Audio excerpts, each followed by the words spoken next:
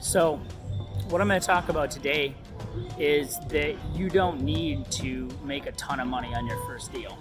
You don't need to make a ton of money on your second deal. It's about learning. So, the more you've learned, the more capabilities of making money you have. Imagine this. Right now, you've never purchased a single family home and rented it, period.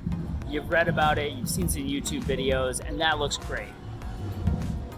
But you could partner with somebody, and for about 6 months, you could work with them part-time on helping them. And you would help this person purchase single families, turn them into rentals, Airbnbs, and turn them into Airbnbs. You would help them purchase apartment complex and and flip it. You would help them purchase storage units and help them, manage that storage unit complex. And all this you would do subject to, all this you would do would gain you knowledge base and gain you credibility.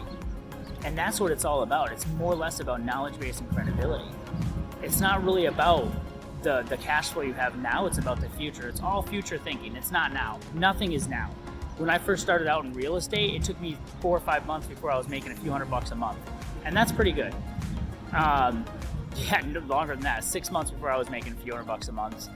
And that's pretty good in itself to be able to go from no cash flow passively to $300-400 a month in a matter of 6-7 months. But you can do much better if you actually put yourself in league with people that are doing deals that are a lot higher level than you or a lot more consistent than you. So I'll give you an example. I partnered with a guy.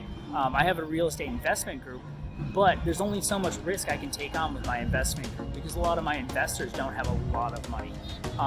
They're your normal everyday people. They have a few thousand here, maybe 1,000 there, maybe sometimes $500 to invest. And I can't take that money and risk it on a subject to purchase. Not that it's that risky, but I hadn't actually experienced a subject to purchase. So I'm not willing to take other people's money that they're entrusting to me and entrusting to these deals and do a purchase that I've never done before. Like, I like to experience something and know that I know all the pitfalls and what ifs before I take and put anyone else's money in that. And so I had an opportunity to work with somebody and actually do a subject to purchase because I had the knowledge base. I had not the experience, but I had a base knowledge of subject to purchases, and they had enough money and enough real estate already that they said, you know what, I'm willing to take a risk on this subject to type purchase to find out if it's going to be something that's going to be valuable in the future. So we did a subject to purchase and we picked up the house and it worked out very well. And now I have had the experience of picking up that property and they've had the experience of picking up that property. So we combined our capabilities together to gain an experience in something that we can use over and over and over. Now we have that ace up our sleeve that we can constantly keep using because we combined our capabilities. So his money, my knowledge, and also his knowledge too, he's a smart investor. But we did this together and I didn't have any money involved. Also, I don't have any really too much of the risk involved with this real estate. Now, also what I told this investor is I said, hey, listen, I don't need any income from this. I don't need any return. I don't want anything.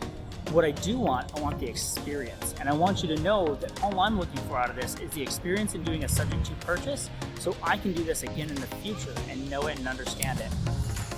So what that means is that I actually got that experience.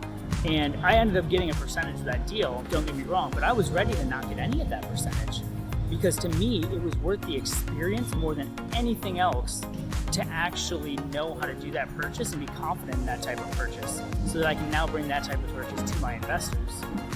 And so the experience was worth $0. It took me 3-4 weeks worth of wheeling and dealing to make the purchase go through, but the experience was invaluable to how many times I can do it over and over and over now.